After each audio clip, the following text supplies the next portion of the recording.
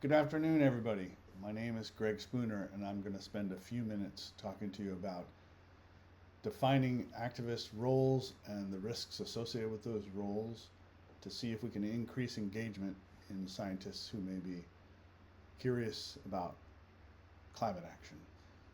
This fits into this session because emotions are probably the big barrier for scientists and academics to get involved in climate activism. And sorting through our feelings about activism and the climate is going to be an important part of moving forward.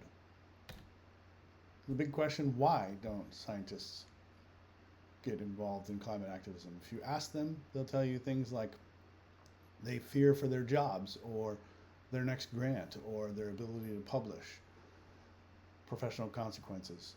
They also often will tell you that they think that they should remain objective or impartial, remain beyond political concerns, and they should stay in their lane, which isn't really an emotion, but a kind of intellectual position.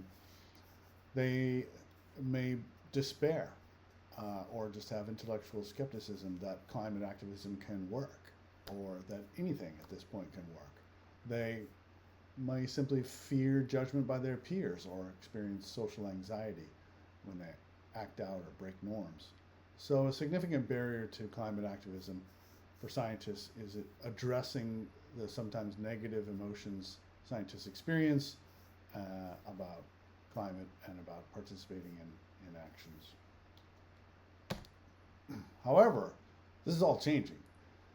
Acceptability of activism for scientists is growing in the public mind and also among scientists.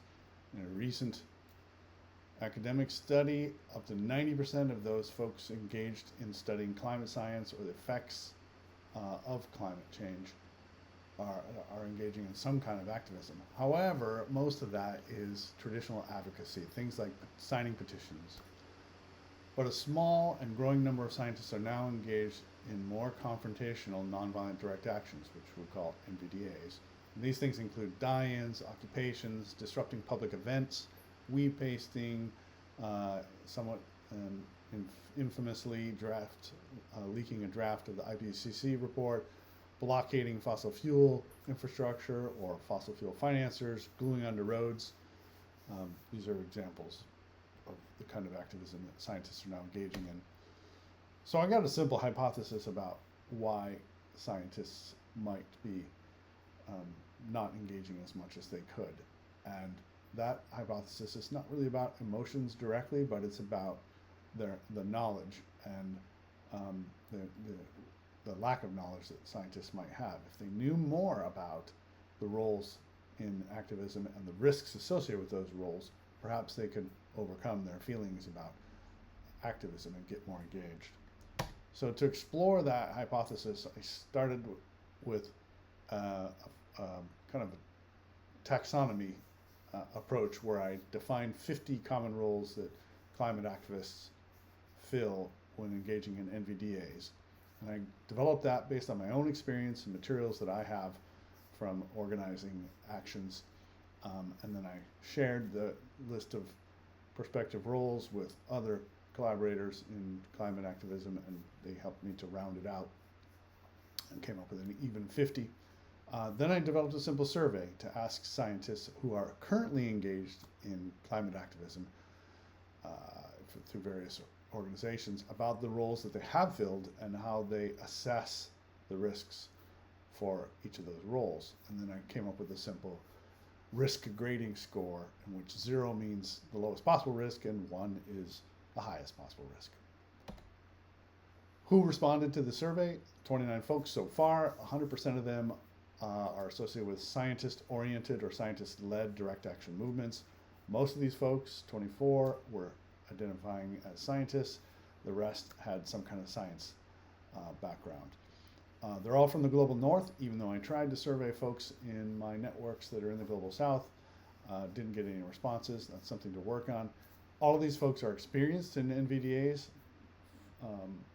Everybody did more than one NVDA, and 22 out of 29 engaged in at least 5. So these are pretty experienced folks. What kind of roles have they filled? wide variety.